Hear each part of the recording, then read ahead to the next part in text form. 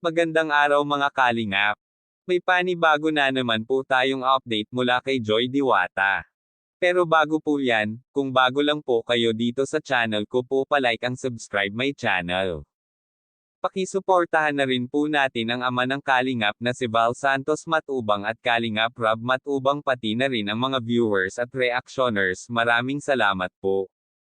Mga Kalingap, sinundo nila Kuya Rab si Joy Diwata sa kanyang boarding house dahil may magandang balita at sorpresa para kay Joy. Dinalhan din ito nila Kuya Rab ng mga groceries at bigas para sa kanya.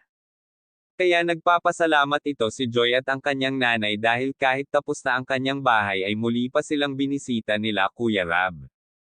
Naging emosyonal din ito ang kanyang nanay, tinulungan ni David si Joy na magbukas ng groceries at isa-isa ito pinakita kay Joy, at sabay sabi ito ni David sa kanya kung wala na ba daw ito kulang at sabi naman ni Joy na salamat at wala na po.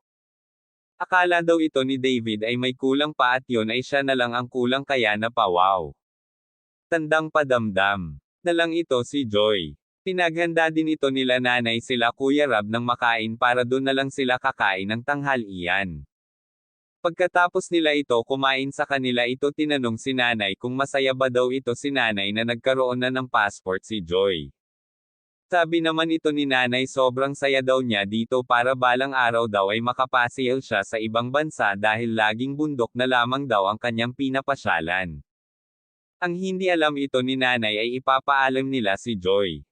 Kaya sinabi na ito ni David kay nanay ang good news para kay Joy yon ay ang makakapunta na ito si Joy sa Hong Kong kasama si David at may nag-sponsor na rin sa pamasahe ni Joy papuntang Hong Kong. Dapat pala ay hati sina Joy at David sa pera na pinadala ng isang sponsor. Pero napakabait naman ito ni David dahil ibibigay na lang daw niya lahat kay Joy ito.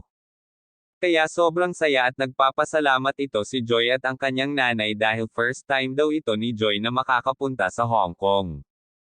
Hindi na daw puro bundok ang mapupuntahan, kaya sabi ito ni Kuya Rab ay sana huwag magbago ito si Joy, kaya sabi ito ng nanay ni Joy ay hindi naman daw ito magbabago at kung ano man daw ang makikita nila Kuya Rab na ugali ni Joy na hindi maganda ay ipapaubayan naman niya daw ito si Joy sa kanila para ituwid ng tama, kaya hanggang dito na lang po at maraming salamat po.